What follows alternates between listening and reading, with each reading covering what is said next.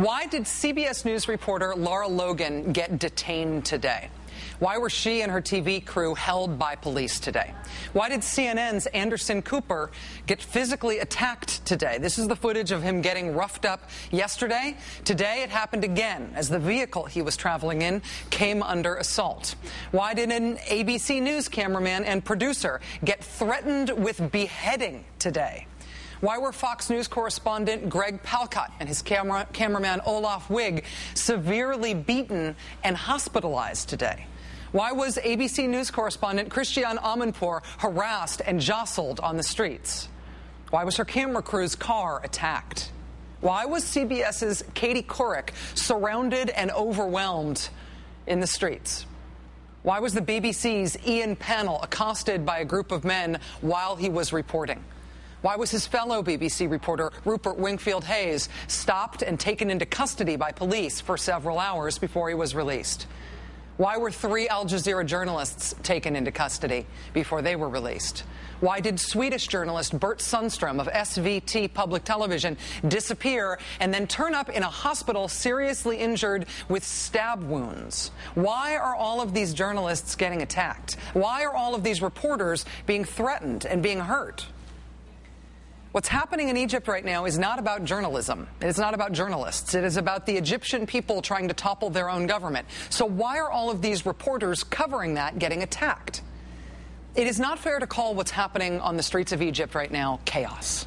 It is not fair to call it crisis. It is not fair to say this is spiraling out of control. What is happening on the ground in Egypt is planned. It is a strategy. The Egyptian government is trying to stay in power. It is trying to beat a popular uprising against it and to hold on to power as long as it can. And in order to do that, the government has made a strategic decision to use violence to get its way. First and most directly, it's using violence against the opposition protesters in the streets.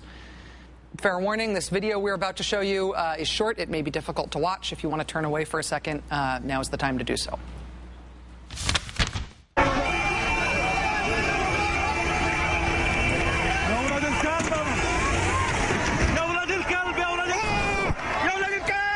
That video, which has turned up on the internet in recent days, appears to show an Egyptian police van ramming through a crowd of anti-government protesters at top speed.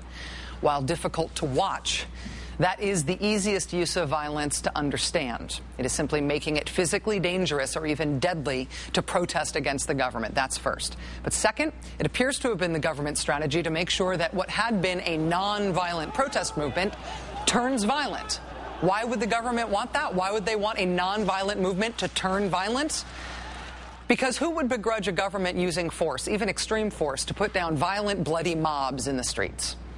A government using force to put down a bunch of people doing this, on the other hand, that is seen as, frankly, less cool by the international community and generally by your own people. So the reason you saw everything go haywire in Egypt over the last 36 hours or so is because the government pulled out all of the stops to turn this into this.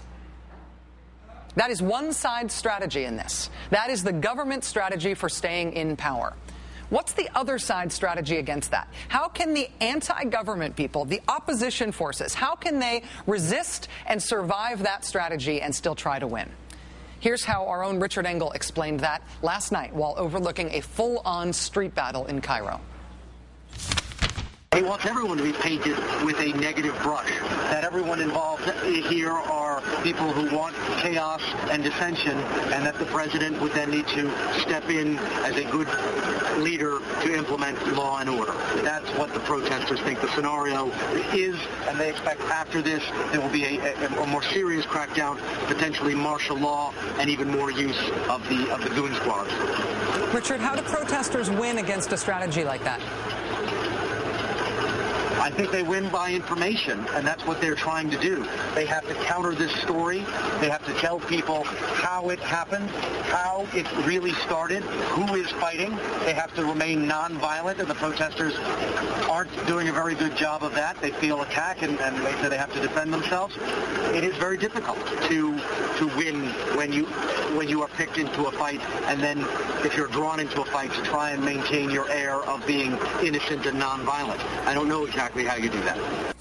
Remaining non-violent in the face of violent attacks by the people you are trying to defeat, That is almost humanly impossible.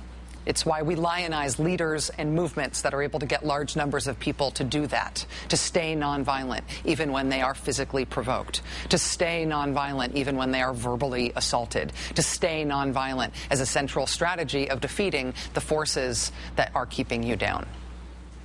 The opposition to Hosni Mubarak in Egypt is not new. It has long existed in various forms. He's been in power as essentially a dictator for a very long time. But this current protest movement to actually get rid of him, this movement is about now 9 days old. In 9 days, can you grow a big, organized movement that is disciplined and capable enough to do what you need to win? One that is capable of staying nonviolent when violence is the main tactic that is being used against them. It would not be a miracle if that were true, but it would be close to a miracle.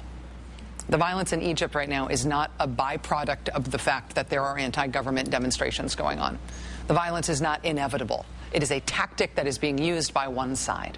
It's a tactic being used by the Egyptian government, and that is obvious to anybody who's there. It is obvious to anybody who is reporting what's happening on the ground there. Which brings us back to this question. Why are we seeing journalists getting attacked?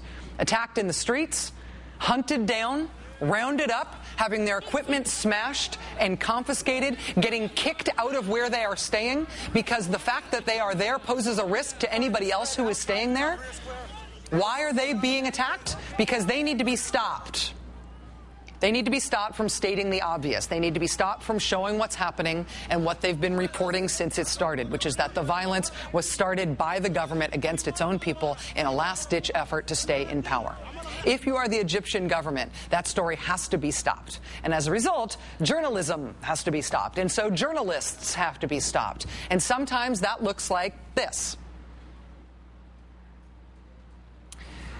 You do not attack reporters and cameramen, and you do not ransack press offices because you are looking for good public relations, because you want to present your spin to the world about how things are going.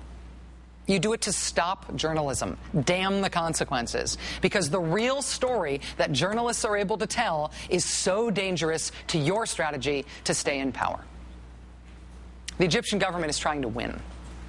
The violence is tactical. The danger to journalists is tactical. Ominously today, now that they have taken these steps toward stopping journalism, we saw them step up what they want to replace it with, their own version of the story. Today, what looked like forced confessions started to run on pro-government TV in Egypt.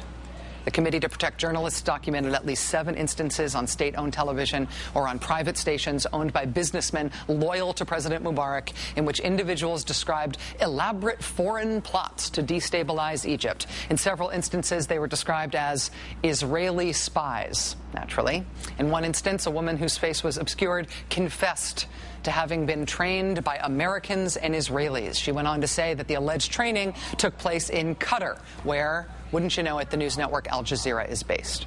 Stopping the real journalism to make room for your own version of the facts. It is desperate, but this kind of thing has worked before. One of our NBC News correspondents who is right in the middle of all of this joins us live from Egypt next.